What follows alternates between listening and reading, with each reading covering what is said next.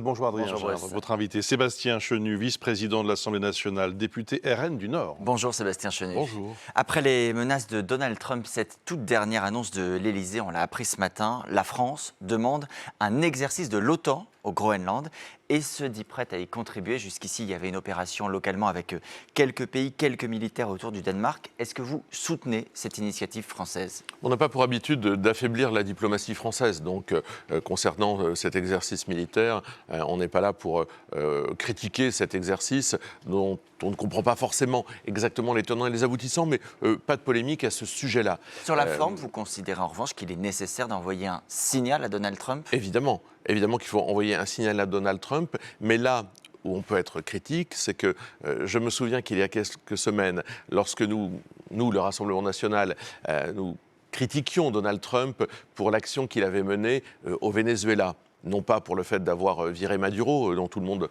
se réjouit qu'un salaud de moins dirige un pays, mais en disant attention, si Donald Trump joue à ça avec le Groenland, ensuite ce sera très difficile de pouvoir le justifier. Et sur le cas de Donald Trump, tout le monde a peut-être varié, notamment le Rassemblement national, peut-être même à commencer par le Rassemblement national. Non, nous avons dit que la souveraineté des peuples était un élément primordial. Et c'est pour ça qu'on a critiqué Donald Trump. Et je me souviens qu'à l'époque, on nous disait « Ah, mais même Emmanuel Macron ne critique pas autant que vous Donald Trump ». Alors c'est très difficile ensuite qu'Emmanuel Macron passe de l'autre côté, en tout cas se mette à le critiquer, dans le sens où, effectivement, la logique de Donald Trump, elle est transparente, elle est assez claire, et on le voit. Et c'est pour ça que nous, on a tout de suite considéré que c'était inacceptable, que ce n'était pas défendable, que cette logique n'était pas défendable, que la logique américaine n'était pas défendable, parce que lorsqu'elle s'applique à des pays dans lesquels les dirigeants ne sont pas évidemment des dictatures, ça pose un vrai problème quand même. Sébastien Chenu, est-ce que ça vous fait dire aujourd'hui que Donald Trump n'est pas un allié de l'Europe et de la France ? Non, mais les États-Unis sont un pays allié et ami de la France, mais ils sont particulièrement agressifs en matière commerciale. Un allié agressif. Oui, c'est un allié dans le sens où, historiquement, les États-Unis ont toujours été des alliés. Au moment où la France a rencontré, où on a traversé une guerre, où la France a été dans des situations extrêmement périlleuses, on a pu compter sur les États-Unis. Maintenant, aujourd'hui, dans la situation que nous connaissons, ça reste un pays ami, ça reste un pays allié qui se comporte d'une façon excessivement agressive en matière d'économie. Donc, c'est un concurrent, c'est un allié agressif, et on ne peut pas juste le laisser développer ce discours et cette action. On va parler de la réponse, c'est très important, mais ce qui est nouveau également, Sébastien Chenu, c'est qu'il y a des critiques personnelles. À 2 reprises en 24 heures, Donald Trump a notamment parlé d'Emmanuel Macron. Personne ne veut d'Emmanuel Macron, disait-il. Il sera bientôt plus en poste. Nouvelle version de cette déclaration, hier soir encore, on l'écoute. J'aime bien Macron, mais il ne va pas rester là très longtemps, comme vous le savez. Et je pense qu'il faut des réunions avec des personnes qui sont directement impliquées, et non pas certaines des personnes dont vous parlez. Ça vous gêne d'entendre un président étranger parler en ces termes d'un président français, ou vous dites qu'il a raison ? Mais bien sûr que ça me gêne, parce qu'en fait, c'est de la France dont il parle.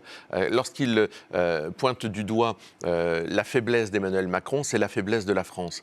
Et Trump, il ne respecte, on peut le déplorer, mais c'est une réalité, il ne respecte que la force. Et il considère qu'Emmanuel Macron est un président faible et que la France est un pays qui est devenu faible. Vous le considérez aussi ? Emmanuel Macron est un président faible et il a affaibli la France. Et c'est bien ça le problème. C'est que Trump ne nous respecte pas, il ne respecte pas le président de la République. À cause d'Emmanuel Macron. Oui, parce Emmanuel Macron a organisé notre impuissance depuis des années. Je vous dis, quand on brade Alstom, quand on laisse McKinsey se goinfrer, lorsqu'on ne dit rien, lorsqu'on a des contrats d'armement qui devaient être passés à notre bénéfice avec l'Australie et que finalement ils sont passés au bénéfice des Américains et que le président de la République laisse faire et organise notre impuissance, il est aux yeux de Donald Trump un président impuissant à la tête d'un pays qui devient vassal d'une Union européenne elle-même très impuissante, et Trump ne le respecte pas. Sébastien Chenu, pardon, la puissance dans ce cas-là, c'est quoi? Ce serait dire demain non au Conseil de paix de Donald Trump, ce serait dire on boycotte les produits américains, ce serait dire on boycotte la Coupe du Monde qui est prévue notamment aux États-Unis dans quelques temps. Non, mais ça, Qu'oriez-vous d'ailleurs, sur la Coupe du Monde, j'ai noté qu'il n'y avait aucun des organisateurs qui demandait le boycott. Il y a, je crois, On rappelle que c'est une 77. Coupe du Monde États-Unis, Oui, Canada, il y a Mexique. 77 matchs sur 102 qui vont se jouer aux États-Unis. Je n'ai entendu aucune des organisations de foot demander ce boycott. Donc vous ne souhaitez pas ce boycott? Non, mais c'est pas ça la réponse.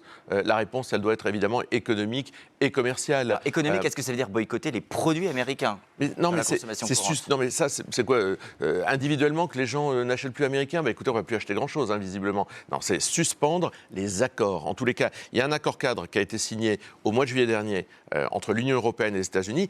Nous, les députés du Rassemblement national, sous l'égide de Jordan Bardella au Parlement européen, on s'est opposé déjà à cet accord cadre qu'ont fait les autres, qu'ont fait les macronistes. Le Parlement européen l'a mis en pause. D'accord, non mais maintenant, ce qu'il faut, c'est aussi réveiller la croissance au sein de l'Union européenne. C'est aussi faire du patriotisme économique en matière de défense. Quand on a dit qu'il fallait que les pays européens achètent du matériel de défense français, je n'ai pas entendu, alors que ça n'a pas été le cas. Je vous rappelle que des F-35 ont été achetés par des pays européens, notamment, je pense à la Pologne ou à des pays baltes. Vous ont été dites, achetés allons aux à Américains. fond dans la guerre commerciale, sans aucun tabou. Mais on a des moyens de rétorsion, on a des moyens qui vont aussi peser sur les produits américains qui eux-mêmes exportent vers notre pays des produits alimentaires, des produits de services, etc.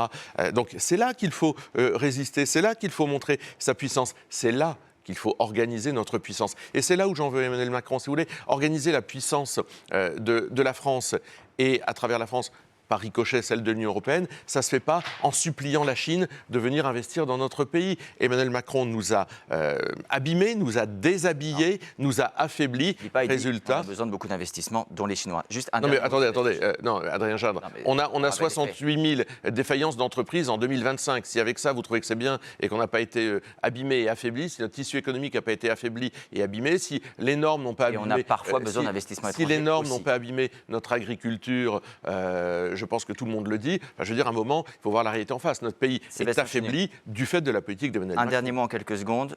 Suite de l'audition de Marine Le Pen dans le procès des assistants parlementaires européens de l'ex-Front National aujourd'hui.